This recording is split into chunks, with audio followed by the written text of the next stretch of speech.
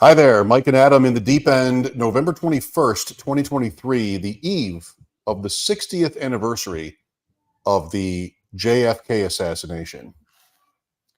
We'll spend a couple hours talking about that and our own personal theories and our own research, hashtag our own That research. sounds incredible. I mean, I could probably do it, but it would get boring. What you really want is advice for week 12. If you're in the FFPC space, this is the final week of the regular season, which I don't have to tell you. And team by team, important strategy questions, I think, for the high stakes players and everybody else too. What to do with your roster this late in the season. Hopefully we can help you out. Send us a comment or a question in the chat if you would.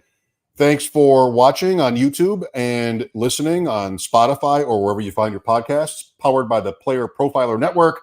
Mike Schopp, Adam Krautwurst, welcome to the Deep End.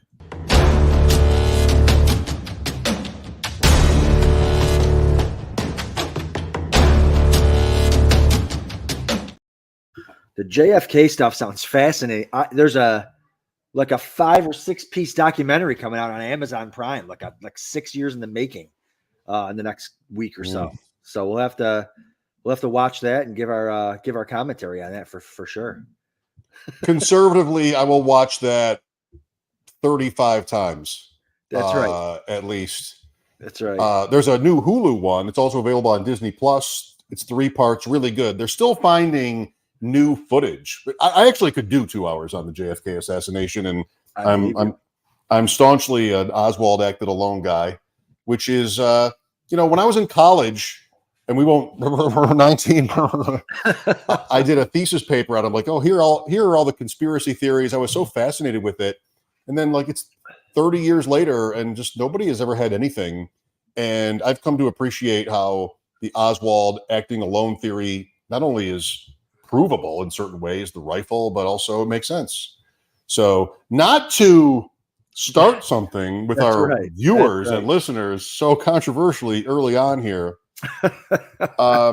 Those of you in the Scott Fishbowl who made it to the playoffs, that regular season is already over. Congratulations to you. Adam, what went wrong in the Scott Fishbowl for you this year? Gosh. Injuries early. That's what goes wrong with all the bad teams, right? I think I was a Deshaun Watson. Kelsey was good for me. I think I had the 102. Allen went 101. I went Kelsey. And then that was a good pick. And the rest was pretty much history. I think it was a Dobbins team, a Watson team. I think I've had Watson and Amari Cooper and Dobbins in that fishbowl for 2 or 3 years now. It hasn't worked out. Maybe time to stop doing that. That's right. And we had a great time. Live streamed the draft. We were the first draft of the whole competition. Right. I think that's right. Live streamed it from the brewery there. Fatty Beer. Beer. I didn't want to name the wrong one. You sat next to Kyle. That's right. I sat next to Kyle. So it was great time, and we're going to do it again next year. He's in the playoffs. Well, of course he is. He went Allen. Josh Allen. Well, sure. How could you not? Hopefully Allen will be in the playoffs. Come on. That's a big if. Well, it's getting to be that time of year. Happy Thanksgiving, everybody. This Scott Fishbowl, so that's like a tight end premium, super flex. Everything was positive with Scott's format this year. This year in FFPC, one thing with a big part of the story this year has been quarterback injuries. You mentioned Watson already, and there have been like a dozen. What has been your approach, and what would you advise, this year or any year in terms of having a second quarterback on the team? If the better the first quarterback I have, I'm drafting Lamar Jackson, for instance. Most of my teams, and a couple of them are really good, don't have a second quarterback, and I'm still avoiding it. You make the playoffs in FFPC, you can still wait another week or two for doing that. But Adam, if you look at the list, this has been true for a couple of weeks. You're just seeing Cleveland or the Jets. Teams will talk about the Giants. You really have no confidence in who it's going to be going forward. So I know our friend Darren Armani, Fantasy Mojo, brought this up recently, this idea that you should have a backup, or at least maybe this late in the season. Do you necessarily agree? Yeah, I mean, I'm the same as you with the better my quarterback is. One of the reasons why you take a quarterback high is because you don't have to waste another draft pick on one. So if you took one high, sometimes you just go ahead and fade the whole position until You need one. I mean, if you had like Josh Allen, like, hey, I'm not drafting another quarterback, and I don't need one till week 13. But like you said, as it gets closer and closer, there's no quarterbacks left. And now they've got a lot of these tournaments. Like once a quarterback's dropped, you can't add that quarterback after week 10. So it's like you almost got to grab one week 10 because anyone that's dropped you can't have, or maybe grab two because it's like the injuries have been crazy to every position. So yeah, I mean, maybe next year you just bite the bullet and say, hey, my 16th rounder is probably going to stink anyways. I might as well grab a QB2 just to be safe for injury's sake. And hey, maybe he ends up being good. Josh Jobs, Anthony Richardson. Well, he was drafted higher, but the list goes on and on. You could probably get like Kirk Cousins later on and stuff like that. So, yeah, I'm obviously not on to next season yet, but I might take a quarterback too during the draft rather than waiting. Who were you on? Like Taylor Heineke could have made some sense a couple of weeks ago, and then he gets hurt, and now he's done. Yeah. And so good luck if you can find Ritter, because Ritter sort of is a cut that falls into that FF where he might be frozen. And a lot of these guys too, like, okay, fine, I'll take the Falcons quarterback, but who is it? Like, it might be one guy this week, but he might get benched the next week. Is it Levis? So, I mean, Levis probably has it, but it's like you can't even trust the guy that you pick up is going to even have a job during the fantasy playoffs. So that's what's been this year's been so freaking brutal. Yeah. Do you think there's any overriding reason for it? The quarterback injuries? Have you thought about that or read anything on that? Like, is there a certain thing that's happening? I mean, defenses got a little bit lighter when 2020 happened and they started playing against the pass more. I'm not sure I know. I mean, if there's Aaron Rodgers tears his Achilles on the fourth play. There's no particular reason why that happened. He's old is the only reason why that happened, and randomness. But do you have a thought on just sort of what to do about the injuries? Oh man, I've been begging for answers all season on what I guess why the injuries has been my question. What to do with them? It's just you got to move on. I still think the short-term IR, and we've talked about this before. I think the short-term IR has been an absolute disaster for fantasy football. Now I understand your point to, well, at least there's clarity. Hey, I can move on from him mentally for the next 4 weeks. But did I say that? You didn't say the mentally part, but at least there's some clarity. There's some clarity for the next. Yeah, there's some clarity for the next 4 weeks. I'd rather have no clarity, and like Dallas Goedert, I'd rather have like, oh my God, Goddard might come back for that 1 week. That 1 week, maybe he misses 3 or 2 in a bye. Like, give me Goddard for 1 week rather than, the guy's gone for 4 plus a bye. That's 5. It's half the fantasy season, for gosh sakes. So yeah, I don't know what to do with them other than if they're good enough, you got to hold them. And the rosters are deep enough in a lot of these tournaments, man. You got 20-man rosters. Most home leagues are like 16. So we can't complain about roster size. But maybe with the injuries, Mike, maybe you expand roster size or do have a short-term IR slot for some of these FFPC and some of these tournament teams to kind of make it a little bit easier with the amount of injuries that we've been having. Well, it's already been established here. I am on team clarity and you are on team no clarity, but I don't want that. I like anything. This is why I like kickers in fantasy football, Adam. Anything that gives you, the deep end viewer and listener, the ability to outmaneuver your opponents, or at least so you think, I am for. So trying to figure out what Justin Jefferson's, return, when his return will be, is for me an important part of the game. Now, that's a bad example because in the main event, you're not dropping Justin Jefferson. Probably in the main event, if you drafted Justin Jefferson, you're in trouble. And you and I were in a group chat today with, is the show ever sounded older? Is that what kids still call the thread? We were in a thread. Group chat. I mean, I like R.I.P. Rosalind Carter, who I was fond of in my youth. The early drafters, how much of an advantage did you have drafting not late on the calendar, but late on the board? I mean, think of the receivers who have all, to say the least, held their own. If you think about the other guys who've gone down, it's even better than your first instinct on that with CeeDee Lamb and A.J. Brown and Amon-Ra St. Brown and even Garrett Wilson until this week. Like, we were all panicking after the Rodgers injury, but he's been playable. And, even Diggs would fall, and that, of course, has been mostly good. you and I draft Mark Andrews on every show, as you pointed out, and that's dead now. But Jefferson, Chase, Kelsey, Eckler, Kupp. I mean, is this a year where drafting in the back was definitely better? Yeah, I mean, I think Mojo just posted something, or maybe I just saw it from today about how the advance rates right now are heavily skewed towards the back end, and one of the worst spots to be in for like the 5th year in a row. And you pointed this out 2 years ago when we first started doing this. 5th year in a row is the number one spot. It's just been brutal. It's very valuable, and when the player doesn't perform, it gets hurt. Usually, it's been in injuries to that number one pick. But yeah, it's been better. Kelsey in tight end premium, I think, has still been fine. I mean, he's only the tight end 2 going into the week, but now he'll probably finish to tight end 1.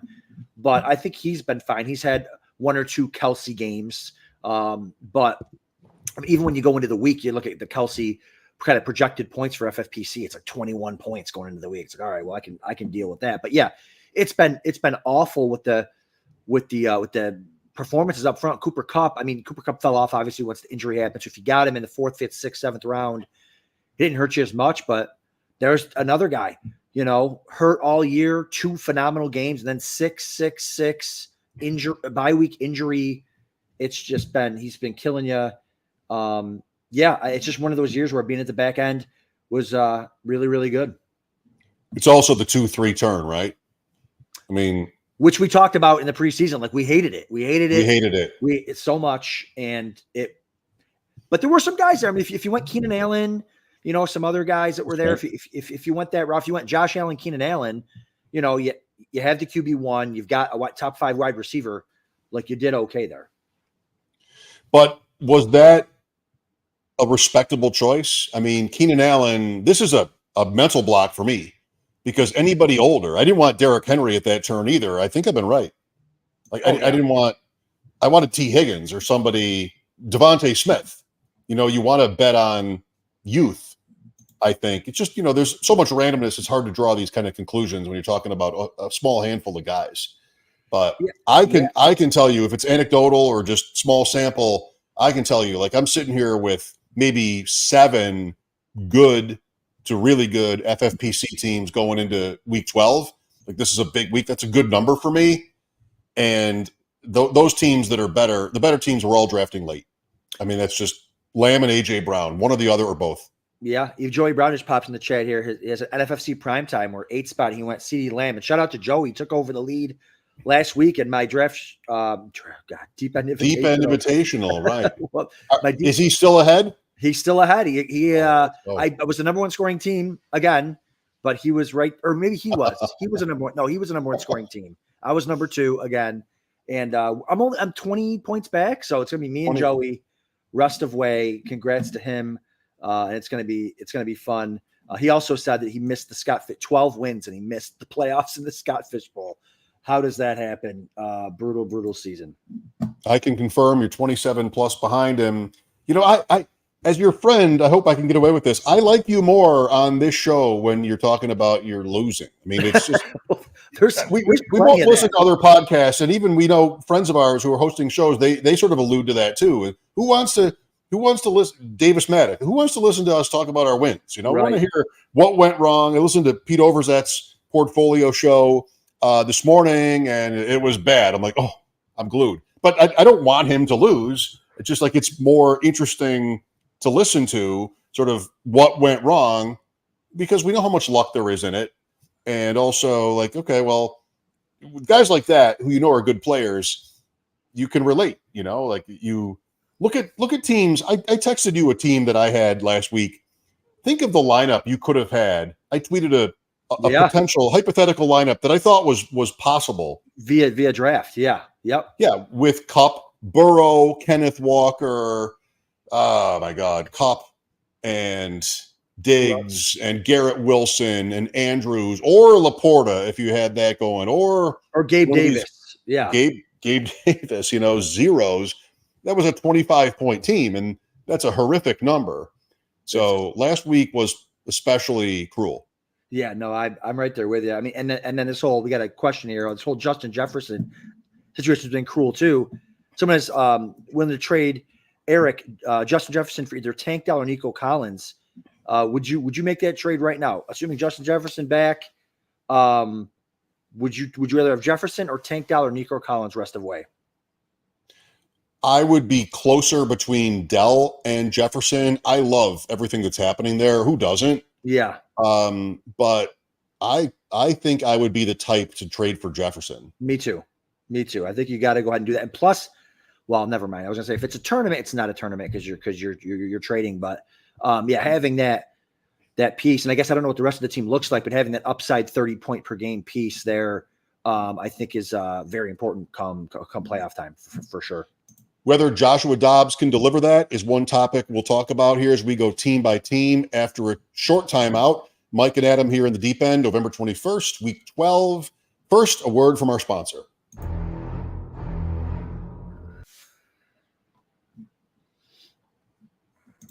It has been 2 years since Josh Larkey paved the way for fantasy gamers to start expecting positive returns from pick'em games, specifically underdog pick'ems. And how do you do it? Well, you look at a slate and you find a great shootout or a sneaky shootout. You also look for a shit show game. 3, 4, 5, 6 guys in one game. That's right. You can do it.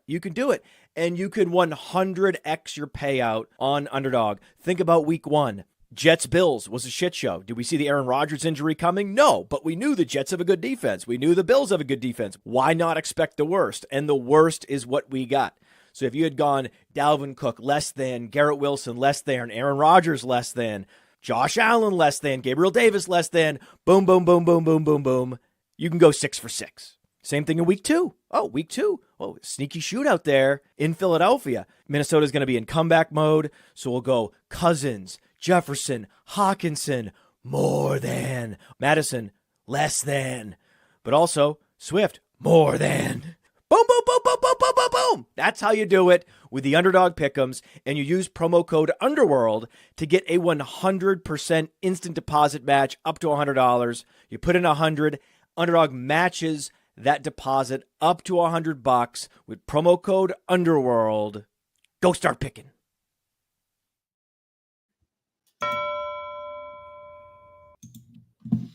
Many have written to complain that as we go team by team on these weekly shows, we're spending way too much time on the AFC. And then we get to the NFC and there's like 8 seconds left and, Seattle, hurry. Yep. So keep that in mind and do with it as you please as we embark on a team by team analysis here. The only way God ever intended is AFC, then NFC, alphabetical by division. It has to be East, North, South, West. Anything else should be punished with jail time. Buffalo. You mentioned Davis earlier. Davis, Khalil Shakir. Is Davis a cut? Is Shakir a start? How much are you willing to put your chips down on what's happened lately? The reason why we go so long is because we go with the Bills first, just for the record. Yeah. It's gonna be quick. That's right. No, Gabe Davis is not a cut. It was the Jets. I mean, I was texting people to bench Gabe Davis anywhere you possibly could. He's not great. Their secondary is great. Shakir, I wouldn't trust him either. If you got him, you're not cutting him. If you got an IR spot or a guy that you get dropped, like if you have Burrow and another court, like if you got a spot you can fill, fine, add Shakir. But it's Dalton Kincaid is the number 2 guy there. Man, so happy I bought his jersey like the day after he was drafted. He's so good. I'm so excited. Dynasty tight end 1. It's Kincaid, it's Diggs, and Allen is back, baby. You bought low on a Kincaid jersey, apparently. That's right. What happened there. Imagine buying it before the draft, but it's a Bills jersey and nobody even knows if he's on the team yet. And he's like tight end 3 or whatever coming into the draft. Miami, I think this is good advice. I'll say what I'm thinking on this. I'm like, don't cut Jeff Wilson. A lot of our teams have hard decisions to make right now, but Mostert is questionable every week and fading. Achane is hurt. Oh, here we go. Achane is hurt again. Uncle Ted knows. I mean, I think Wilson, I feel like the meta on NFL and running backs is if you're good enough to win games, you are keeping running back talent back. which is not to say you should pick up Ty Johnson necessarily this week back to the Bills. But, I mean, I think Wilson is very possible here, and they still have a couple of pretty doable games. Their playoff schedule, not so kind. No, yeah. I mean, Wilson for sure. You're always adding running backs. Hopefully he wasn't dropped in the last couple of weeks, because I mean, a lot of these tournaments you can't pick him back up. But yeah, grab Wilson. Hopefully you didn't drop him anyways. Yeah, I mean, you just don't know how this is going to go. IR for Ahmed, and we don't know what's going to go on with Achane. Like, are they going to roll him right back out there again? Are they going to take it easy on him? Jets this week on Friday, I think. So yep. How do you trust? I mean, the question is, do you start Achane? Like, it's going to be, that's where you're going to struggle. Like, are they going to ease him in? Is it going to be another issue again? I guess he was on the sidelines, like trying to get back in the game. So I don't know, man. We'll see. The Dolphins have us over a barrel. I mean, if he's active, I'm in. Why would he be active and not used? So if he's active, they're not too worried about it. He could also go back to IR, I suppose, because they're still likely to make the playoffs. And what's the rush? Can you do that? I don't even know. Are you allowed to do 2 short-term IR stints? I guess I don't know for sure. I think I know that you have, as a team, you have 8 reactivations for the season. Okay. But I don't know for sure whether one player can be more than one. Yeah. New England, all I want to say about New England is this is one of those quarterback stream teams. Like, I drafted a lot of Mac Jones in underdog in the summer, and who knows anymore if he's even going to start this week. Like, there's 3 guys. Their percentage of drafting at or near the top of the draft is way better if they lose this game against another bad team in the Giants. So it makes these crucial quarterback stream decisions really tough. Adam, I guess, in terms of FFPC or other tournaments, if you make the playoffs, you still have 1 or 2 more weeks to back up your starter. And knowing, like you mentioned, Allen already, Lamar Jackson is on bye next week. Of course, Dobbs is a big one. So what's your thinking generally about backup quarterback, what you haven't said already, maybe, in terms of like, okay, well, what are my playoff odds? And in main event, there's money for right now, and in fantasy pros, there isn't. So there could be a lot of balls in the air when it comes to this. Yeah, the fantasy pros got to wait till they get to the league playoffs for that. But it's with the Patriots in mind, I wouldn't touch it because they stink anyways. They can't pass the ball anyway, so I wouldn't even really touch any of those quarterbacks. I guess if you had Burrow and you had no other option, I mean, I guess you pick up one of those guys, but it's ugly. I'm looking at streaming defenses against them if I can. Look out ahead. Like if you picked up the Giants last week for the Commanders game, man, keep them. Keep running them out there against New England this week. Lots of really good defensive matchups in this week 12. They have 2 with Philadelphia left, but they're done with Dallas, at least. The Giants. Jets, I'm still optimistic for Garrett Wilson. I think it's fun to ponder whether Tim Boyle could be a downgrade from Zach Wilson, but I don't know. Like, he put up such good target and production numbers before the last game. I'm okay starting, and I feel pretty good about it. Yeah, and you probably have to. And Boyle can't be worse than Zach Wilson. I mean, I can't go back on my Zach Wilson's like one of the worst, if not the worst quarterback we've ever seen type of deal. But I love Breece Hall. The guy had like no rushing yards last week and still got to like 20 fantasy points because every time he catches it, it's for 20 yards and sometimes it's a touchdown. So keep starting Breece Hall, obviously. I think what tends to happen when you make a quarterback move like this, the new guy goes in, expectations are very low. You got to fling it. Yeah. So Dolphins defense isn't the very best. The guy before you came out. Some of that might have been wouldn't take chances. I don't think that's a perfect explanation of the Jet situation, but I like Garrett Wilson, and Hall is fine, and I'm not interested in Tim Boyle, but I like the over in these games. Let's get Trevor Siemian in there. He's shown a little promise at some point, So not much for promise. Not for him, for the receivers, so he can help everybody else out. Well, there's only one. That's true. That's right. I mean, really, it's just about somehow getting coverage away from Garrett Wilson. That's the scary part, on top of the quarterback. Miasma. Baltimore, thoughts on Isaiah Likely? He's available most places. Andrews is down. How much of an equivalent do you think Likely is? Yeah, I don't even think it matters with Likely as far as like breaking him down. Like it's just because he started week 1, wasn't good. Played most of last week as the tight end 1, wasn't good. But if you've got Mark Andrews, it might not even matter. Like you just gotta, like I was talking on Twitter last week, going back and forth with Matt Shaw from Draft Sharks. Like, yeah, he might be overrated, but you might not have a choice. You got to do it and just cross your fingers that he has a spike. I mean, he's had big games before.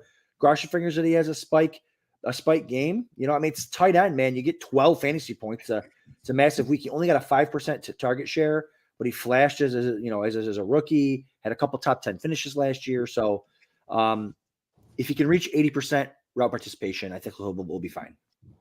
How is Matt, by the way? Wonderful.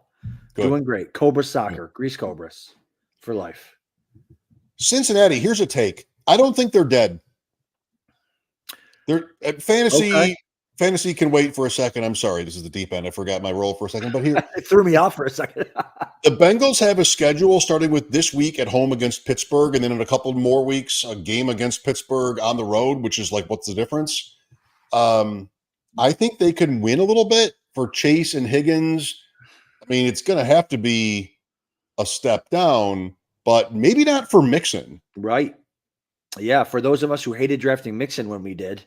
Yeah. I mean, Mixon looked like Mixon last week, and they're going to have to lean on him with the backup quarterback situation. I mean, but it's just the the big spike weeks are gone from Chase. Not that Chase has really spiked this, but like a down year. I want to say it's been another down year for Chase, but like it's his 3rd year, Mike. I feel like Chase has been in the league for like 6 years, and he's always been on a per game basis so good.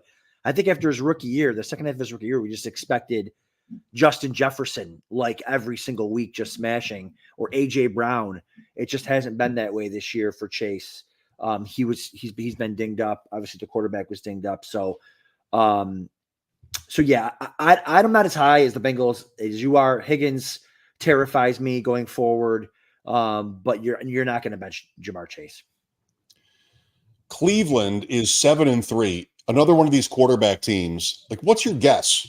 They win the game against Pittsburgh. They've won some good, congrats, GG sort of games this year. At Indianapolis, 39-38. Without Watson, they beat San Francisco somehow on a missed field goal at the end. The Browns are fortunate, but they're also a little bit dangerous. And so Watson is done. Is it going to be Dorian Thompson-Robinson? Enough with the initials. Not everybody with 3 names or a website with has to be initials. We can say it, Dorian Thompson-Robinson. It's a little lengthy. We only have an hour. I know we go long on the AFC and not the NFC, but it's still right to say. Don't forget to say the names out there, you podcasters. Thompson-Robinson or JF? Who's JF? Joe Flacco. Sorry, I thought that'd be funny. Use initials on a name like Joe Flacco. Back to JFK again. I'm like, wait, what just happened? Oh.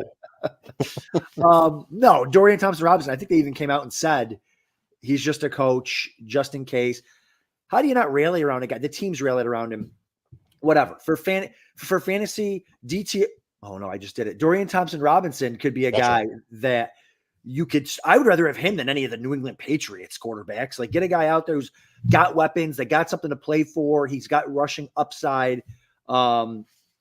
It's just, can he get Amari Cooper back involved? Elijah Moore is I think his best game of the year, or second best game of the year. So that's exciting.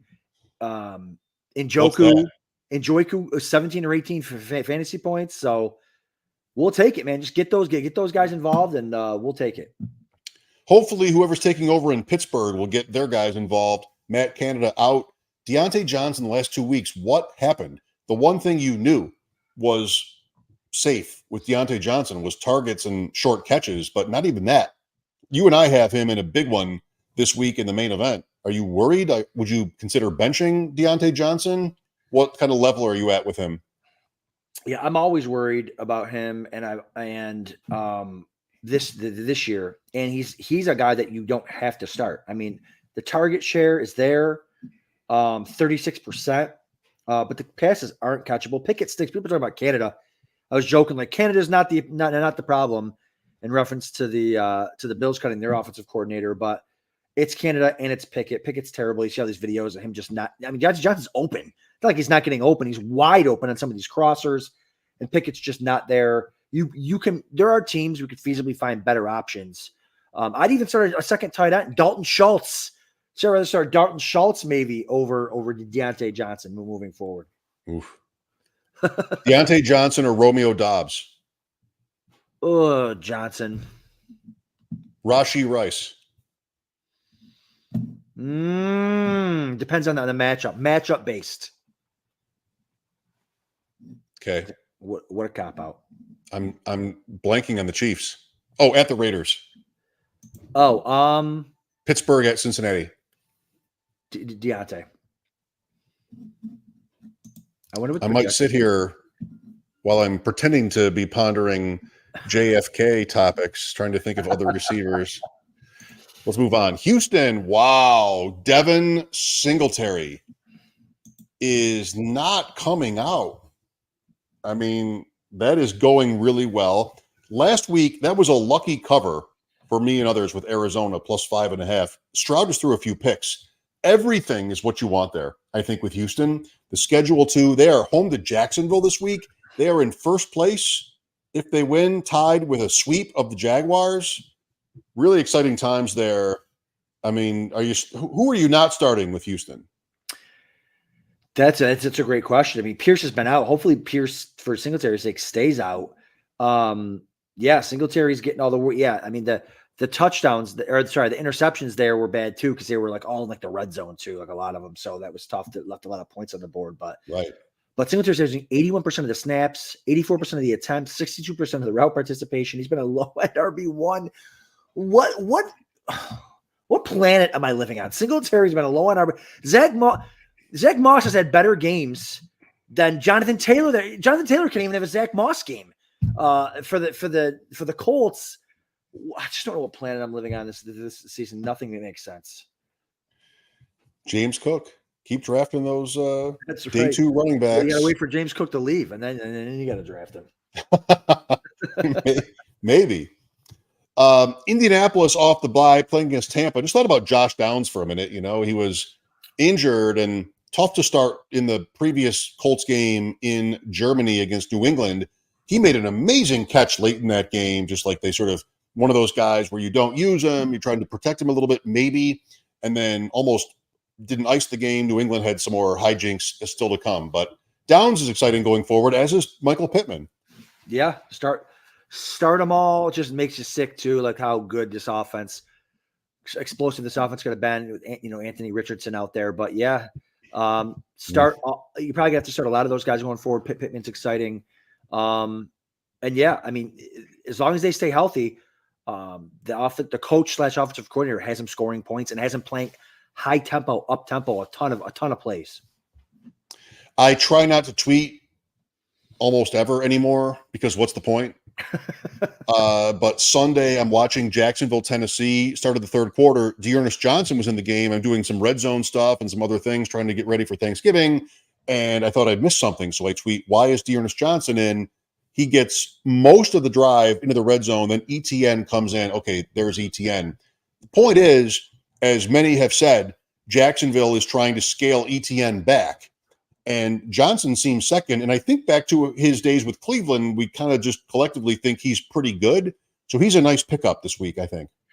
For sure. If nobody picked him up last week, they're scaling ETN back. His numbers have dropped from 64% to 51% to 60% as far as snaps and route participation.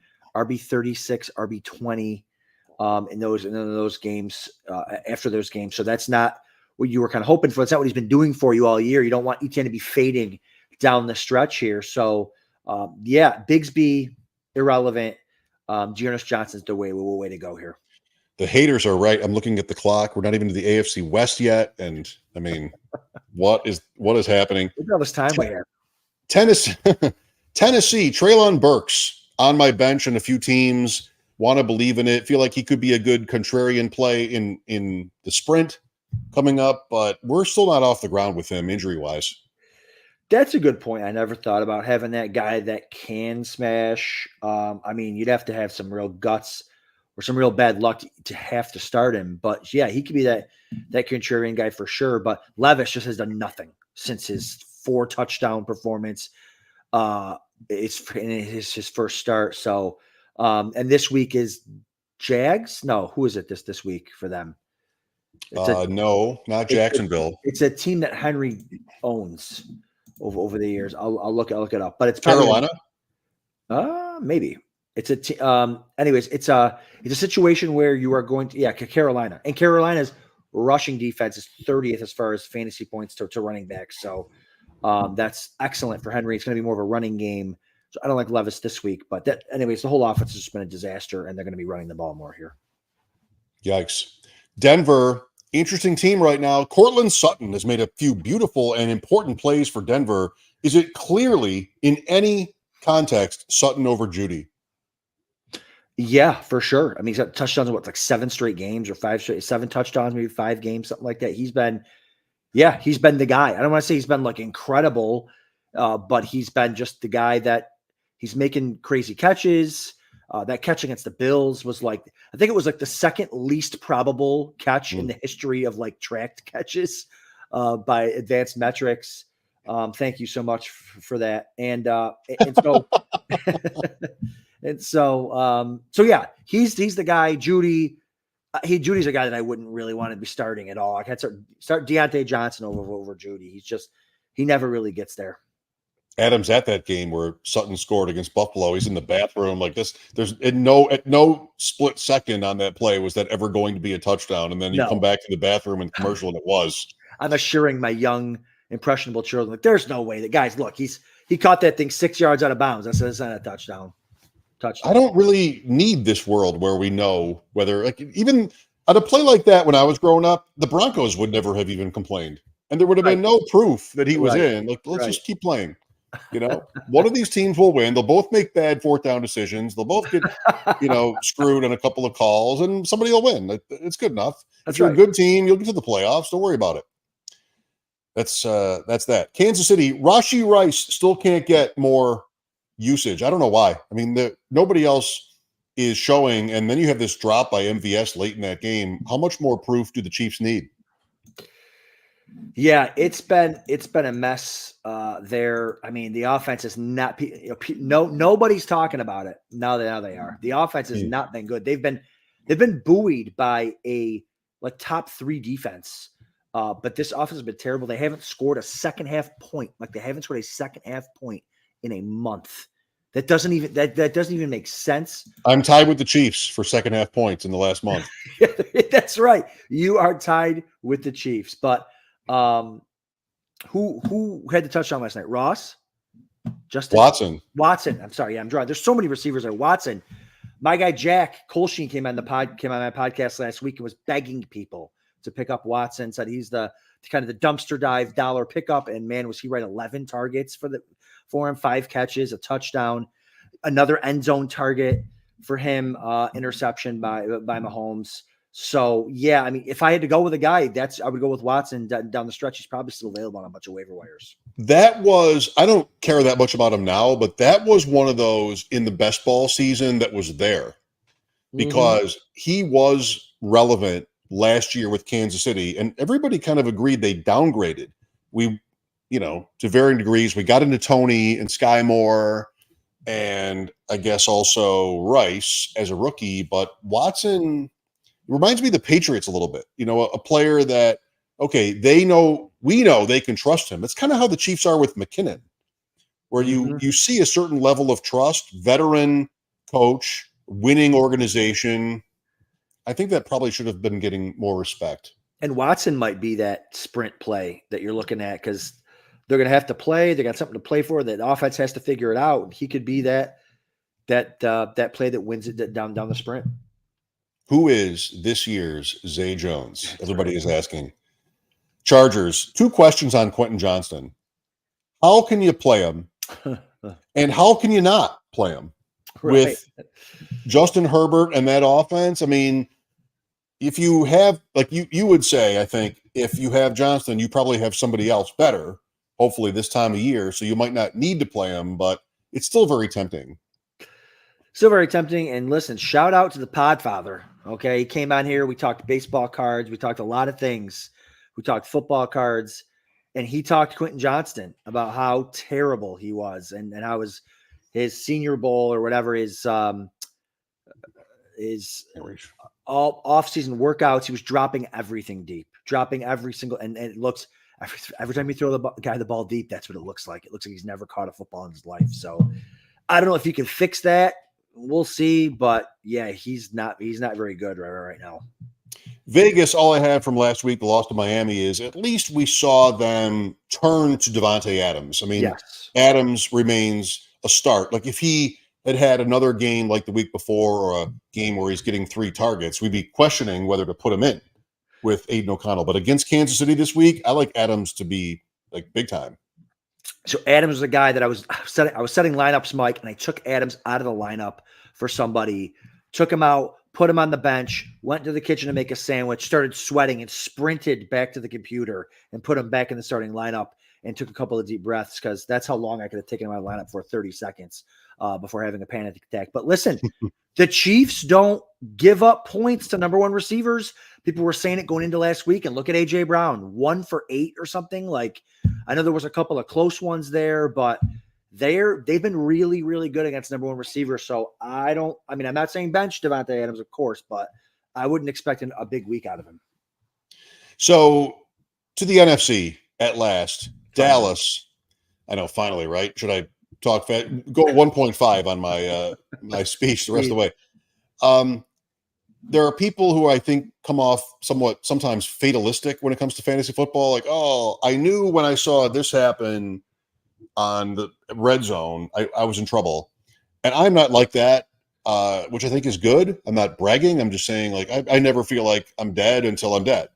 I think that's a good way to look at it. Sure. But looking back, like if I were somebody who were going to say, yeah, well, this is when I knew. It was maybe 6 minutes into the slate when it wasn't Jake Ferguson. It was Luke Schoonmaker who scored the first touchdown of the day for Dallas against Carolina. Like if you're the type of person who sort of expects doom and gloom, like, oh, well, today's over because Luke Schoonmaker caught the first touchdown. It was never Ferguson. It was never Lamb. Pollard got there. It was forced. But, yeah, Schoonmaker. So congrats if you had that guy. Yeah, and when he catches it, you're screaming, Ferguson! Yeah, it's Schoonmaker. 86, 87. That's right. So, yeah, I feel like that happens to me weekly as far as everything you just described. So I'm watching the MVP odds every week, even though in New York State you can't bet them. I don't get why there isn't more support for Prescott. What a year. What's the record? I'm trying. 7-3. 7-3. Yeah. I mean, a lot of it has to listen, definitely Dak over. I could do a show on how overrated Brock Purdy is. I mean, the guy just, could you have anything more? I know we're at the Niners, but kind of I mean, Dak over Purdy. Sure. I mean, Purdy's got the best left tackle to ever live, 4 all-pro skill guys around him. Like, and when he doesn't win. So yeah, Dak, sure. He should be in the mix too. Like Adam, I mean, I swam upstream as Tim Robbins in the Shawshank Redemption on Dak versus Wentz for 2 or 3 years. Like, I'm your guy. He was always better than Wentz, and I got punched in the face numerous times. But you know what? I'm saying something like I don't want to represent that because a lot of shows I listen to are the podcast talking about how I said a thing and somebody came back at me and everybody said, like, no, it wasn't everybody. That is one where I think most people wouldn't have thought that, but the numbers supported it, and that's good enough for me. Giants. So nice bounce back for Saquon Barkley. You can start him with some confidence, even in what look like bad matchups and Tommy DeVito, but Barkley is still excellent. Well, Barkley he's been good. It's just the team's been so bad, and he gets there on receiving. That's where how he's been getting there. I think 2 receiving touchdowns this week. 1, I lost track, but yeah, no, he's a guy that for sure you're starting. It feels a little bit better that they're getting him involved receiving much more. Philadelphia, great win, 9-1. I think it's a little sketchy. But they're also very intimidating, experienced, tough, cold weather. Buffalo at Philadelphia Sunday. I cannot wait for this game. Allen and Hurts. I looked at their the game by game this year. They both settled for 1 touchdown in week 1, and then have each had 2 or more in every game since. This is passing plus rushing. So these are guys that you would have drafted at that 2-3 turn often, and you're probably fine with that, given especially the quarterback injuries later on. So I don't know what else there is on Philadelphia. I don't think we learned anything useful about tight end and Dallas Goedert's absence, but Hurts and Allen for the first time coming up. That'll be fun. You're starting all your Eagles for that one. It was nice to see them getting Swift get going a little bit more coming out of the bye. He looked really good. The passing game they had working with him looked really good. So you're starting all them. And you're probably last week I said bench Gabe Davis. This is a game where you probably want to start Gabe Davis in probably a shootout. Adam, I have not good news, but you should know. I can't wait to tell you. We've just been sued by the NFC. Oh no! Listen, the Deep End has just been. I've just been served. Call Somebody walked in here. I pretended to look at my phone. That was just. That was a prop, but there's actually someone standing right outside the view of Right the camera view. with papers. Where are the rest of the NFC teams? Washington, Sam Howell leads the NFL in passing yards, over 3,000 yards already. So congrats on that. Too Listen, many players. yeah, and no one's talking about like that Ron Rivera. Like, get rid of Ron Rivera. You know, we're talking about an offensive coordinator, Bieniemy, that's coming in, and Sam Howell. I mean, the guy. I mean, yeah, he's been sacked a million times, but he's putting up big numbers. Like, give Bieniemy a shot to run the show over there. I mean, you're talking about a offensive coordinator that's doing a ton with not much at the quarterback position, and maybe I don't think Howell's great. So he's leading the NFC in passing yards. That's great. The whole league. Yeah. Who is the Washington head coach week 1 next year? People are talking about Bill Belichick a lot for that. Magic Johnson, new ownership, new vibes. Well, it's not going to be Magic Johnson. No, Joe Gibbs. It's Pat Riley. Joe Gibbs is coming back. Is Pat Riley in play to be the head coach of the whatever they'll be named next year team? But it's going to be flashy. Is it not going to be Bieniemy? Well, it could be. That would be fine. I think it's going to be Bieniemy. That's probably the likeliest scenario. I think it is. I think moving on. Chicago. What are you doing with running back on Chicago? Do you want to roster everybody? Like, are you starting anybody? What is the move here? This is a big week. Big week. And how hurt is Deonta Foreman? Like, I don't want to talk too much about this back. Foreman looked he was the guy. Again, we were wondering, hey, what's going to happen? Khalil Herbert, Foreman was the guy and looked good again. But he got hurt. And Herbert took over 46% of the rushing attempts, 46% route participation. But the man of the match was Justin Fields, 31% of the attempts. Looked good out there.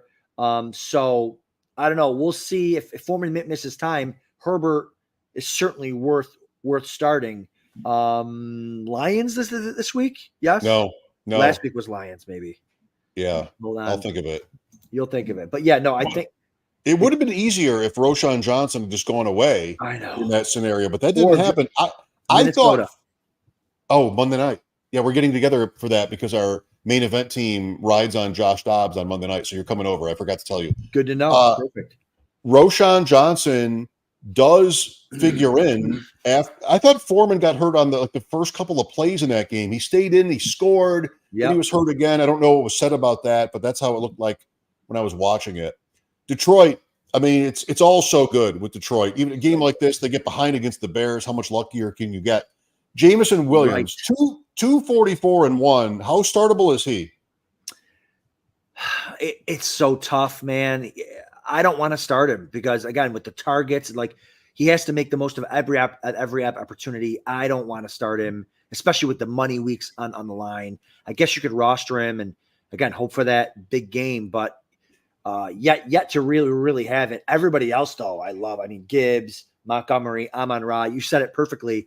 I'm watching him with my son. He's like, Dad, can you believe the Bears are beating the Lions? Like, that's what we want, son. That's what we want. So to sit back and watch that was just so good.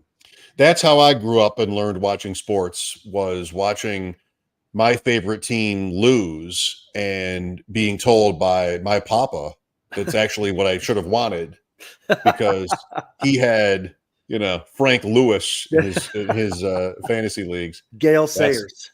Gail's careful. There you go. I did meet Gale Sayers. It's a great story for sometime in the deep end. What a day that was. But not now. Green Bay, A.J. Dillon against Detroit, the first game of the week, Thanksgiving, 12:30. If Aaron Jones misses, I feel like it's ugly in every way. The player, the opponent, the game script. I mean, just nothing's good there, but you might have to start him, maybe, depending. Yeah, I mean, I guess you could take a flyer on like a Patrick Taylor, but like Let's not do that. Dillon stinks. But there's teams where like I have Dillon. Like I have Dillon on a main event team that needs to I think it's the 2 seed right now, but it could be out. Like I need to just score a healthy amount of 10. 10. Can you get me 10 and I'll be happy with it? It's like, okay, perfect. I could throw him in there and hopefully he gets me 10, gets me a couple catches, but you're not excited about it. I mean, I'm looking at a couple rankings here, ranked 32nd, around Madison and Singletary and Hunt and Keaton Mitchell. So you're not, just give me 10. 17 for 51, 2 for 13. Needs to score. Like a lot of these guys, needs to score. Yeah. Minnesota, Joshua Dobbs going forward. How happy are you if he is your QB1? And I'm asking for myself in a tournament team where you lost Kirk Cousins. How good do you feel about having Dobbs instead? Fine. I mean, he doesn't have that peak, but only because he hasn't been there super long, but he looks, I didn't realize how physically strong he was. Like he's had a couple plays this year where he run to the sidelines and just shed defensive linemen and just hold his ground and throw touchdown. Like I guess how could I realize? I've never really seen it play, but you're fine. If you're going from Cousins to Dobbs, you're fine. Can we please get Jefferson back? Then you're feeling great. I mean, he has to come back this week or he's done for the year. So he's not. He's not. Oh, because the window? Yeah. I think he has to come back this week. I think he has to come back this week or they got to put him on season-ending IR.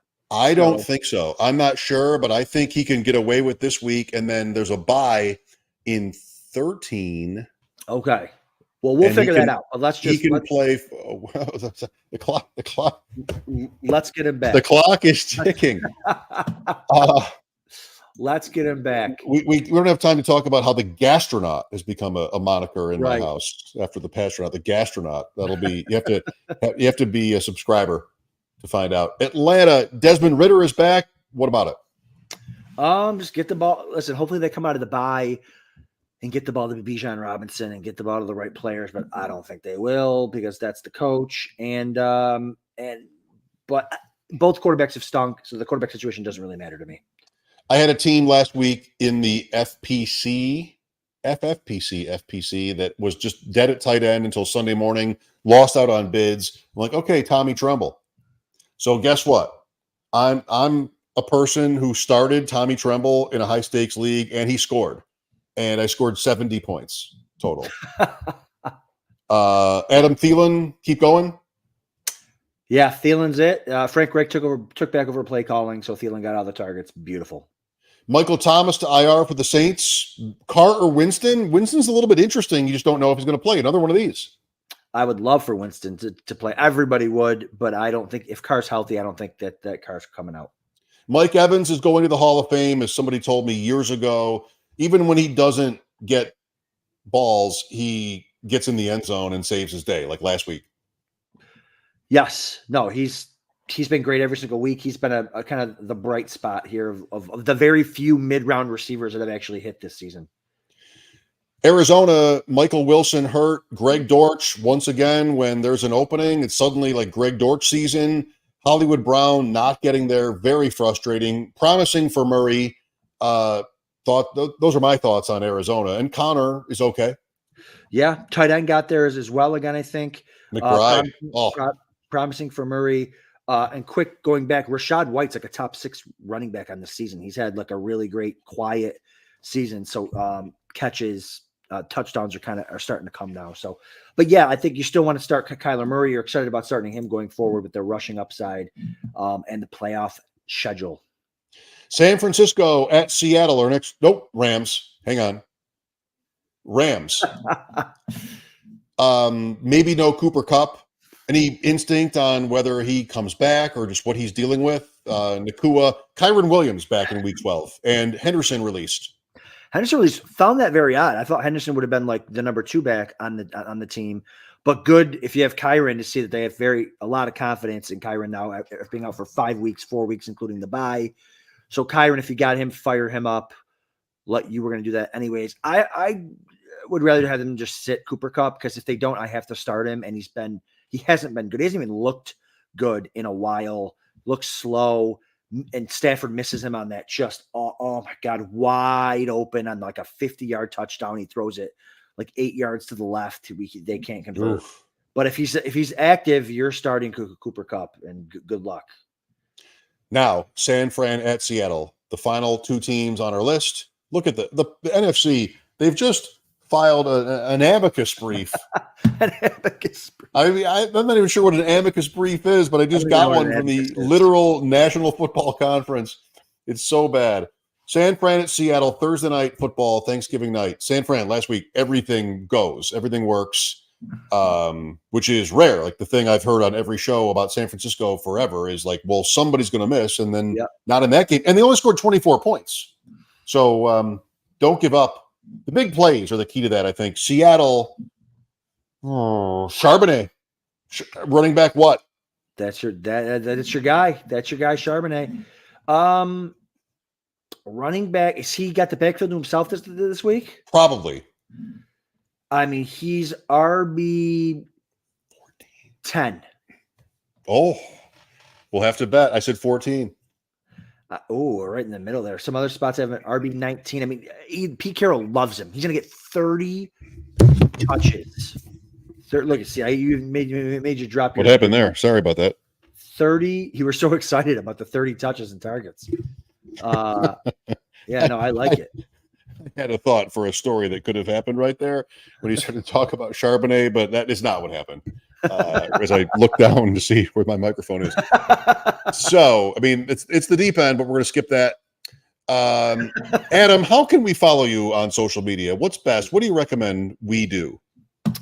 Well, the easiest way is to go to Adam_Krautwurst on the Twitter, the X machine, where you'll find me complaining about a lot of fantasy things and giving some tidbits and talking about the deep end and roster construction, all that fancy stuff. You can also find me over at Full Time Fantasy doing podcasts there. Tomorrow night show's canceled. It's Thanksgiving week. Got some flag football tournament stuff going on tomorrow night. Big night in Rochester for the flag football tomorrow night. Wow, that's right. Could you live without mashed potatoes at your Thanksgiving dinner table? They're my third favorite thing at Thanksgiving. Turkey stuffing. What's in your stuffing that's perfect? Am I perfect stuffing?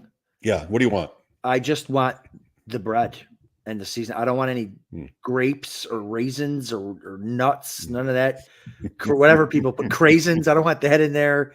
I don't want it pulled out of the turkey's insides either. Just no. You're no. against that? What if you didn't know? No, it's too mushy. Interesting. Do you deep fry it? You could deep fry it. Give me stovetop stuffing. That's just perfect. Oh no. Give me the stove. I'm hanging up.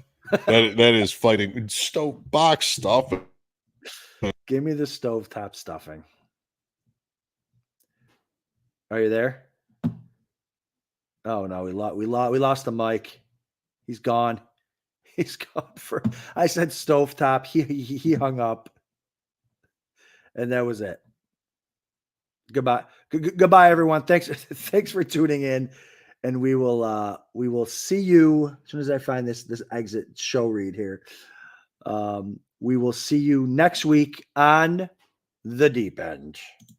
Hey, I want to take a moment to thank you for tuning in. It's important to me that all of our media be free. This is only possible because of you, allowing a true independent sports media enterprise to thrive unlike any other in the business. So please subscribe to the All In package to continue to make all of this possible, to ensure that all of our stats, information, data, content is available to you, especially you, the people that get the site and get the show.